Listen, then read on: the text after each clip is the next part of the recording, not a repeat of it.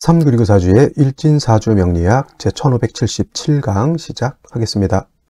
자, 오늘은 양력으로 2023년 3월 2일이고요. 음력으로는 2023년 2월 11일입니다. 오늘 명시 계묘년 갑인월 기미일이 되겠고 일진 기미가 되겠습니다.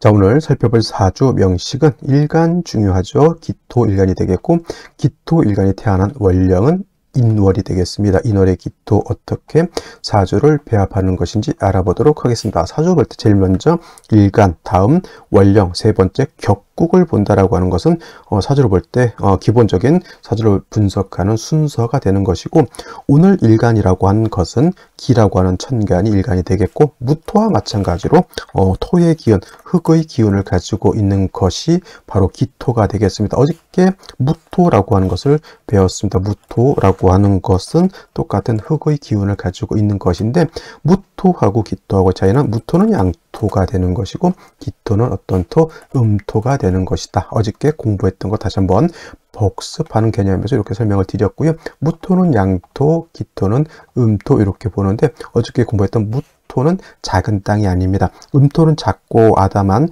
텃밭 같은 개념이다라고 봤을 때, 양토인 무토는 방대하고 크고 넓고 높은 개념의 토라고 말씀을 드렸죠. 그래서 고황토라고 이렇게 표현을 하죠. 고황토. 그래서 이 고황토라고 하는 것은 산이라든가 산맥 같은 개념 또는 굉장히 넓은 평야라든가 광야의 개념, 그냥 여기서 광야라고 하면 뭐 동네 허허 벌판 요 정도가 아니라 진짜 만주 벌판, 시베리아 벌판, 즉 대한민국 한반도를 막 수십 배 정도 되는 그러한 광활한 토를 말하고, 산이라든가 산맥 같은 경우는 동네 뒷산이 아니라 우리나라로 치면 뭐 한라산, 뭐 백두산 또는 히말라야 산맥 같은 그런 방대한 그런 산을 의미한다, 이렇게 보시면 되겠습니다. 그래서 무토라고 하는 양토는 굉장히 그 규모가 크고 스케일이 굉장히 큰 토라고 봤을 때, 기토라고 하는 것은 전원토라고 하죠. 전원이라고 하는 것은 밭전자에다가 동산원자죠. 그래서 밭이라고 하는 것은 논밭을 의미하기도 하고요. 작은 정원을 의미하기도 하고 과수원을 의미하기도 하고요. 또 분토라고도 합니다. 분토, 동이 분자에다가 흑토, 동이 안에 들어가 있는 토, 쉽게 말하면 화분 속에 담겨져 있는 토를 말하죠. 작고 아담한 그러한 텃밭 같은 개념으로 보시면 되겠고, 문전옥답이라고 하는 말로 유식하게 표현하기도 합니다. 또 무토라고 하는 것은 건토입니다. 건토. 그래서 금을 생할 수 있느냐, 금을 생할 수 없느냐라고 놓고 봤을 때 건토인 무토, 지지로 미토, 술토는 건토이기 때문에 금을 생할 수 없고, 그 다음에 기토라고 하는 것은 건토가 아닌 물기를 가지고 있는 습토가 되겠습니다. 그래서 니사라고도 하고요, 또는 습니라고도 이렇게 표현해서 물기를 가지고 있는 것이고, 능히 생금 가능한 토라고 볼 수 있습니다. 생금 가능한 토가 바로 이 기토가 되겠습니다. 무토는 왕토이기 때문에 왕하게 되면 어떻다? 그저 후중해진다. 무겁고 두터워지기 때문에 간목으로서 소토 내지는 소벽해 주어야지만 무토로서의 용도가 생기게 되는데, 반대로 기토라고 하는 것은 작은 텃밭 같기 때문에 목이 많아지는 것을 좋아하지 않고요. 그냥 기토라고 하는 것은 화초가 심어져 있는 뭐냐면 밭이라고 생각하시면 돼요. 여러 가지 작물이 이미 심어져 있는 밭이다 또는 화분이다 생각하기 때문에 간목을 특별한 경우가 아니어서는 그것은 특별히 챙기진 않아도 됩니다. 오히려 병화라고 하는 것과 개수라고 하는 것은 반드시 있어줘야 되는데, 병화가 있어야지만 땅이 얼지 않을 것이고 개수가 있어야지만 땅이 마르지 않을 것이기 때문에 병화 개수가 적절하게 조절을 잘 해주어야지만 기토로서의 용도가 드러나게 되죠. 여기서 병화 개수는 기토만 쓰는 것이 아니라 무토 또한 병화 개수를 쓰게 되는데, 그러면 선생님 화중에서 정화도 있고요, 정화와 임수도 있는데 그럼 정화 임수 용도가 없습니까? 이렇게 말한다고 하면, 여러분들 예를 들면은 기토에 물을 주는데 하늘에서 비가 내리는 게 좋을까요? 아니면 내가 물을 길러서 물을 뿌려주는 게 좋을까요? 여기서 개수라고 하는 것은 하늘에서 내리는 우로수가 있기 때문에 개수는 자연스럽게 쉽게 기토가 마르지 않도록 비가 오는 것이지만 임수를 쓴다라고 하는 것은 내가 물을 길러서 논밭에 물을 댄다라고 하는 개념이고, 병화라고 하는 것은 태양지와 하늘에 뜨는 태양과 같다고 했죠. 태양은 스스로 뜨어서 천하를 따뜻하게 밝게 비춰주는 것이지만, 정화는 내가 스스로 불을 피워서 밝게 하고 스스로 불을 피워서 따뜻하게 해준다라고 하는 개념입니다. 그러면 따지고 보면은 병화 개수가 좋을까요? 정화 임수가 좋을까요? 당연히 병화 개수가 낫습니다. 물론 병화 임수를 쓸 수도 있고요, 개수 정화를 쓸 수도 있겠지만 가장 좋은 드림팀이라고 하죠. 드림팀 병화 개수여야만 가장 좋은 복록을 우리가 얻을 수 있게 되는 것이다 라고 보시면 되겠습니다.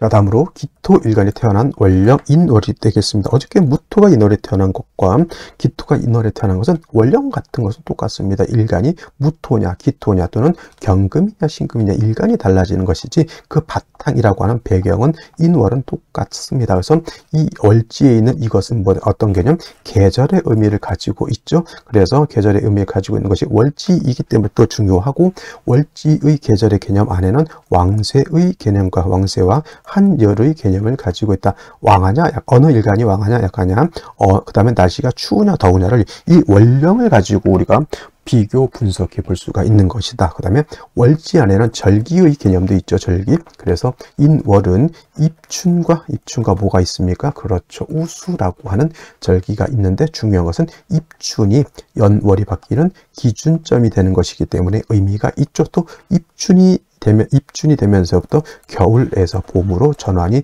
된다. 해자축 북방에서 인묘진 동방으로 전환이 되는 것이고, 해자축 수가 왕한 겨울에서 인묘진 목이 왕한 봄으로 오게 되니 한기가 따뜻한 온기로 바뀌는 그러한 시점이 바로 이 입춘이 되면서부터 그렇게 되는 것이고, 인묘진으로 넘어오면서부터는 인묘진월은 어떤 계절? 인묘진월은 봄이 된다. 온기가 있는 봄이 되는 것이고, 목이 왕한 목왕절이 되는 것이다 라고 볼 수가 있죠. 그래서 인월은 목이 왕하다라고 하는 것은 화를 생하기 때문에 화도 세력을 얻지만, 목이라고 하는 것은 토를 극하기 때문에 토는 상대적으로 약하게 되겠고요. 목이 왕해지면 왕해질수록 목다수 축이 되는 것이기 때문에 수는 어떻게 된다? 수도 갈해진다, 이렇게 볼 수가 있는 것이죠. 오늘 일간 기토가 되겠습니다. 목이 왕해지면 왕해질수록, 목이라고 하는 것은 토를 극하기 때문에 관성의 목이 왕하고 일간은 약해지게 되는 것이니, 어저께 무토와 마찬가지로 약한 일간을 생조 또는 방조해 주는 것이 필요하죠. 생조해 준다라고 하는 것은 인성인 기토 입장에서 화가 있다라고 하는 것이, 화가 필요하다는 것이고, 방조해 준다라고 하는 것은 비견겁제인 뭐가 있어줘야 된다? 그렇죠. 토가 있는 것을 말하는데, 인월의 무토, 인월의 기토는 비견겁제인 토를 얻는 것보다는 인성인 화를 얻는 것이 좋은데, 정화가 좋다고 했습니까? 병화가 좋다고 했습니까? 당연히 병화가 좋습니다. 정인이라서 좋은 것이 아니라 양화이기 때문에, 태왕지와 같기 때문에 아까 말씀드렸던 것처럼 기토든 무토든 양화를 좋아하는 것이다. 단 중요한 것은 인월에는 목이 왕해서 화는 세력을 얻지만 뭐는 약해진다? 그렇죠. 기토는 약해져서 화가 기토를 생해주는데, 이 화가 세력을 얻으면 얻을수록 땅이 마르게 되겠죠. 땅이 마르면 마른 땅에는 아무리 곡식을 심고 파종을 해도 자랄 수가 없죠. 반드시 수가 있어 주어서, 습도 있긴 하지만 수가 있어서 좋아서 기토를 유택하게 해주는 것이 필요하게 되겠습니다. 개수가 없으면 춘한이 들어서 봄에 가뭄이 든 것과 같다라고 보시면 되겠습니다. 그래서 이렇게 병화로서 기토를 생해주고, 개수로서 기토를 갖다 윤택하게 해주는 것이 인월의 기토가 필요로 하는 것이다. 병후계의 사주 구조가 된다라고 하면 인월의 기토로서의 용도가 충분히 드러나게 되는 것이니 부기를 크게 얻을 수 있는 사주가 되는 것이다. 정리 이렇게 하시면 되겠습니다. 자, 그러면 다시 오늘의 명식을 살펴보도록 하겠습니다. 오늘 명식 기토일간이 인월에 태어난 사주 명식이 되겠고요. 월령에 일간의 특징을 1번 원령의 특징, 2번, 3번 격국이라고 하는 것 살펴볼 필요가 있습니다. 격국이라고 하는 것은 일간과 원령과의 관계를 살펴 사주 8글자가 어떻게 구성되어 있느냐를 놓고 보는 것인데, 기토, 일간, 음토가 되겠죠. 음토, 어저께 무토는 양토였고, 그 다음에 원령인 일목은 양목이 되죠. 대 양이 되는데, 목이라고 하는 것은 토를 극하는 관계, 나를 극한다고 해서 극아자라고 하는 것인데, 극아자는 뭐죠? 관성이라고 합니다. 관성은 다시 둘로 구분해 볼 수가 있는데, 관성은 일간과 관성과의 관계가 양대음 또는 음대양이 되면 정관이 되는 것이고, 그 다음에 일간과 관성과의 관계가 음대음 또는 양대양이 되면 그거는 편관 또는 칠살이라고도 이렇게 표현하는데, 오늘은 음토가 양목을 보았기 때문에 이거는 뭐다? 그렇죠. 정관이 되죠. 정관, 격이 되는 것인데, 일간은 약하고, 이 기토 일간은 약하고, 관이 왕한 적은 정관이 되겠죠. 정관.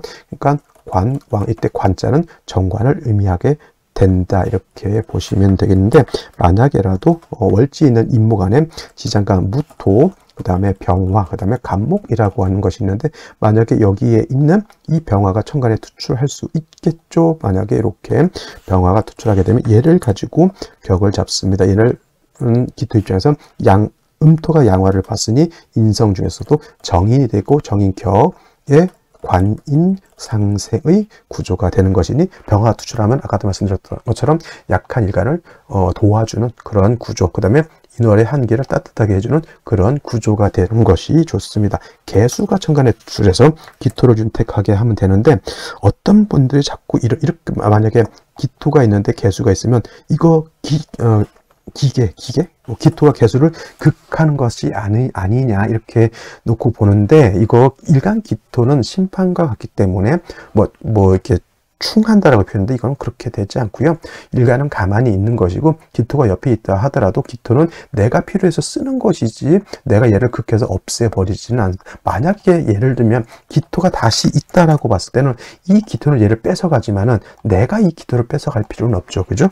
그래서 일간은 심판과 같기 때문에 이거는 극으로 보지 않고 충으로도 보지 않는다. 그래서 인월의 기토는 개수병화를 위주로 쓴다라고 말씀을 드렸는데, 월간에 간목 투출되어 있으니 원한적인 정관격이 되는데 신약관왕이죠. 만약에 이렇게 묘목이 이렇게 있게 되면은, 이때는 물론 정관격은 맞습니다만은 칠살이 있다고 해서 칠살격으로 바뀌진 않아요. 정관격이지만 이때는 관살 혼잡이로 보는 것이 아니라 이때는 살중 신경한 사주 국세가 되는 것으로 이렇게 볼 수가 있죠. 병화가 투출하면 이때는 이제 관인상생이 아니라 살인상생으로 바뀌게 되는 것이죠. 개수라고 하는 것이 연간에 투출되어 있죠. 물론 개수는 기토를 윤택하게 해주는 그런 역할을 할 수 있겠지만은, 여기서는 목을 생해서 그 목이 나를 공격하게 해주는 재생사를 해서, 이때 관으로 보지 않습니다. 재생사를 해서 나를 공격하게 해주는 것이니, 재성도 나한테, 일간이 약한 상태에서는 재성도 나한테 도움이 되지 않는 그러한 국세가 되는 것이고요. 일지 미토를 봐서 김이 일주가 돼서 당연히가 아니라 간신히 일간 자체가 뿌리는 두고 있지만 왕목이 강할까요?